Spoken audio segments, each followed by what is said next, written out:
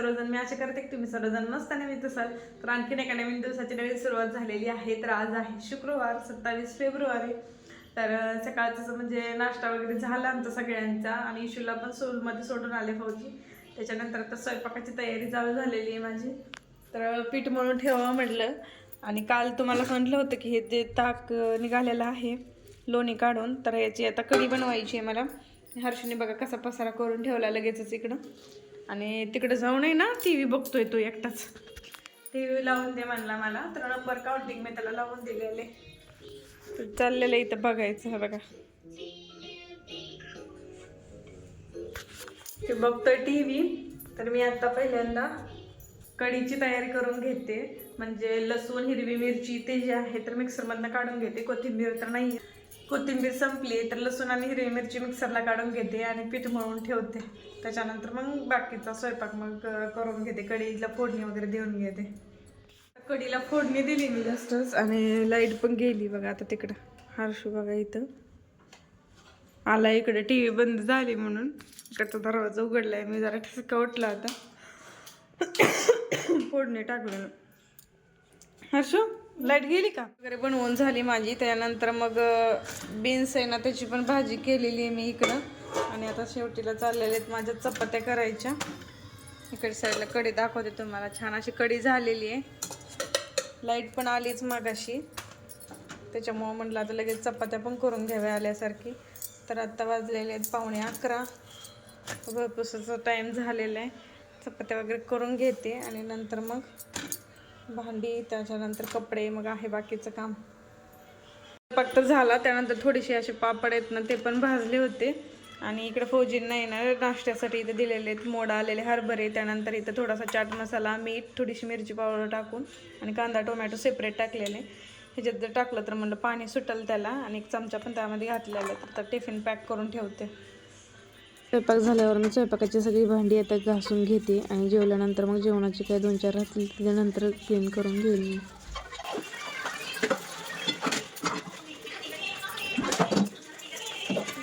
दिलं होतं थोडंसं दूध प्यायला मी फुलपत्रात, तर ते खराब झालं.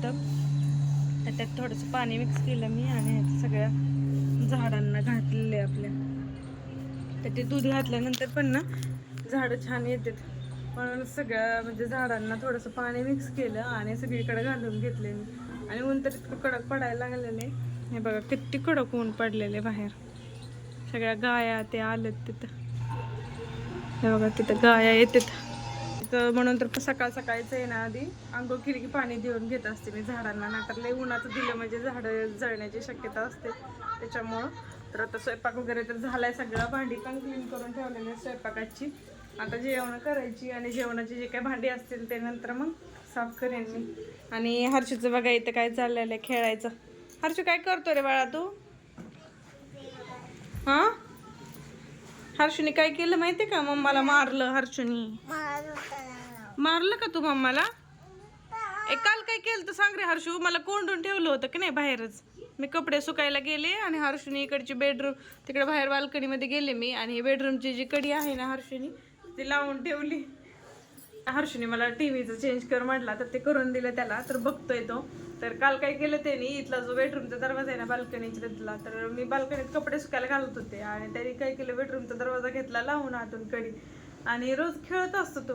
पण म्हणलं दुसऱ्या जो म्हणजे सेफ्टी डोअर जो आहे नेटवाला तर त्याला खेळतोय काय की मला असं वाटलं. पण त्याने काय केलं मेन डोअर आहे तर ते हे बघा हे समोरचा दरवाजा आहे ना ह्याचीच कडी लावून घेतली. मी पलीकडे होते बाल्कनीत आणि उघडता उघडायला किती वेळ झाला मी अपडेट होते. त्याला सांगत होते हर्ष असं कर तसं कर. तर कशाचं उघडतंय, त्याचं काय उघडायचं नावच नाही. त्याला कळायचं ना. आता लावली तर खरी पण उघडताही काही येईना त्याला. आणि त्याच्यानंतर मग शेजारचे जे आहेत त्यांनी पाहिलं आणि मग मला म्हणलं की येऊ का मी उघडण्यासाठी म्हणजे मदत करायला. तर त्यांना म्हणलं या. आणि त्यांनी बाहेरच्या मेन डोअर जे आहे तर तिथून त्यांनी खोलत होते. पण कारण मी पण इकडचं लावूनच घेतलं होतं. आतल्या साईडून ती वरची कोंडी लावून घेतली होती. आणि भरपूर वेळ झाला. मग 1 तासभर झाला असेल त्यालाच. मग कसं तरी सांगून उघडायला लावलं मी हर्षदला. आणि मग त्यांनी इकडूनच उघडली आणि नंतर मग कडी उघडली. आणि मग आतमध्ये आलो आम्ही. मग त्या आंटीनं सांगितलं की उघडली म्हणून कडी. असलं कुठाने करून ठेवले होते हर्षीने काल. माझ्या तर जीवात जीव गेल्यासारखं झालं होतं. इकडून घाबरलाय कारण जास्त वेळ झाला आणि इकडून घाबरायला लागला आणि ते तिकडून आबत ते खोलण्यासाठी दरवाजा मेन डोर. तर हर्षू मला म्हणायला लागला की मम्मी आपल्या घरात तोडायला लागले. हसायला येत होतं आणि आता असं टेन्शन पण आलं होतं की नाही जर उघडले तर आता काही खरं नाही. आणि डोअर एकदम पॅक आहेत ना, म्हणजे काहीच करता येत नाही. बाहेरचं मेन डोअरला सेफ्टी डोअर पण आहे आधी आणि त्याच्यानंतर मग मेन डोअर आहे. सेफ्टी डोअरची मी कडी लावून घेतली होती तर तीच उघडता येत नाही. पण बरं झालं त्याला बुद्धी सुचली आणि त्यांनी मनानेच उघडलं. पण असं म्हणजे सांगते तुम्हाला की लहान मुलं काहीतरी प्रकार म्हणजे काही पण करू शकतात. मला नव्हतं वाटलं की असं काही करेल म्हणून तरी. आणि खालची पण एक जण मुलगी होती तर बिल्डिंगमध्येच, तर तिने पण आहे ना बाथरूमचा दरवाजा लॉक करून घेतला होता. तिची मम्मी बाथरूमला गेलेली, तिने बाहेरनं बाथरूमचा दरवाजा, पण तिच्या मम्मीनी परत बाथरूमच्या तिथं थोडंसं स्पेस आहे ना, त्या स्पेसमधून आहे ना त्यांनी काय केलं बाहेर गेल्या खिडकीतून, म्हणजे खिडकीच्या बाहेर असं हे केलेलं आहे व्हेंटिलेशनसाठी. तर त्या खिडकीतून बाहेर गेल्या आणि तिथून खाली उतरल्या. त्यांचं कसं फर्स्ट फ्लोअर होता त्याच्यामुळं मग उतरता आलं. आमचं थर्ड फ्लोअर आहे, थर्ड फ्लोअरवरनं खाली कसं उतरायचं, पडलं तर मग हातपाय मोडायचं. त्यांनी फर्स्ट फ्लोअर होता म्हणून उतरले आणि मग बोलवून आणून मग बाल्कनीतून तिला काढलं बाहेर.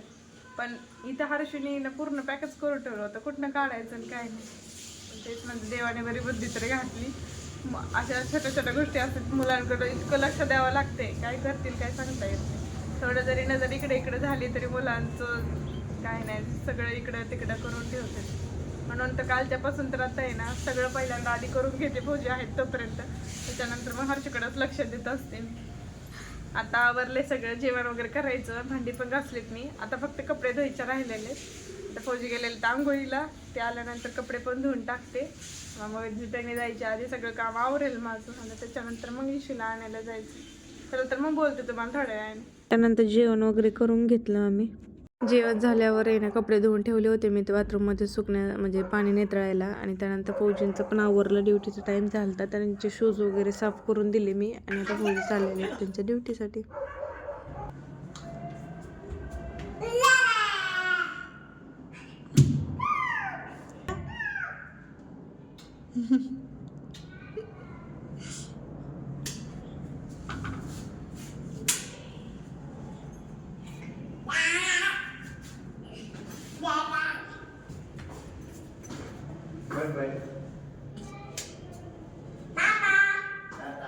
नीट जावा मग.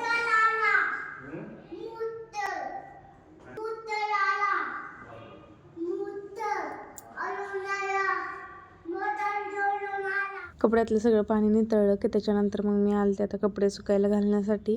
आणि कपडे वगैरे सुकायला घातले तोपर्यंत हर्षूचं चाललं होतं TV बघायचंच काम. घातले सगळे कपडे सुकायला आणि फरशी पण इथली धुवून घेतलेली आहे, फरशी पण पुसून घेतली आतली पण सगळे तिन्ही रूमची. तर आता वाजलेले आहेत 12:30 वाजून 5 मिनिटं झालेले आहेत. आता जायचं 1 वाजता आता थोड्या वेळाने जायचं इशूला आणायला. तोपर्यंत एक 10 मिनिटं मग थोड्या वेळ आराम करते, त्याच्यानंतर मग जाते आता इशूला घ्यायला. आता आले मी इशूला घेऊन. चल तावर फ्रेश हो आणि जेवण करायला बस. दुपारी इशूचं जेवण झाल्यानंतर थोड्या वेळ आराम केला आणि आता वाजलेले 5:30. तर आम्ही चाललेलो दुकानाला पीठ वगैरे आणायचे. तर चला मग घाल चप्पल तर. ओके. तर सामान घेऊन आटा आणि दूध आणायचं होतं. त्याचबरोबर आता मुलांना आणि दही आणलेलं आहे विरजण टाकण्यासाठी. विरजण लावायचं आहे दह्याचं. मला त्या दिवशी काढलं लोणी, हर्षूला दिले. हर्षू आणि इशूला खायला आणलं होतं तर त्यांनी आहे ना येता येतच खायला चालू केलेलं आहे. आणि हर्षूचं बघा संपत पण आलं. कसलं आणले खायला बघू. हर्षू काय आणलं रे तू? रोल आणला होता ना. खा. इव्हिनिंगच्या टायमिंगला आहे ना मुलांना थोडंसं वरती घेऊन आले होते टेरेसवरती खेळायला. तर त्यांचं चाललेलं आहे खेळायचं.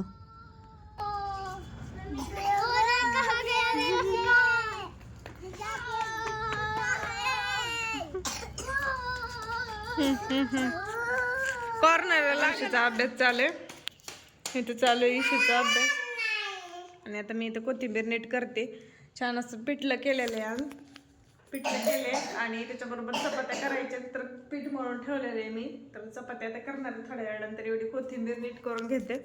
आत्ताच घेतली मी कोथिंबीर आणि हर्षूचं बघा काय चाललंय. नंतर स्टडी घेत घेत माझी आता कोथिंबीर नीट करते आणि त्याच्यानंतर मग चपात्या करून घेते. तर बोलते मग तुम्हाला थोड्या. तर आता जेवण वगैरे आवरलं सगळं माझं. तर फौजी आल्यानंतर त्यांनी जेवतील, मुलं पण जेवलेली आहेत. तर आता या व्हिडिओचा इथे सेंड करते. व्हिडिओ आवडला तर लाईक शेअर सबस्क्राईब करायला विसरू नका. भेटूया अशाच नवीन ब्लॉगमध्ये. तोपर्यंत बाय बाय सर्वांना.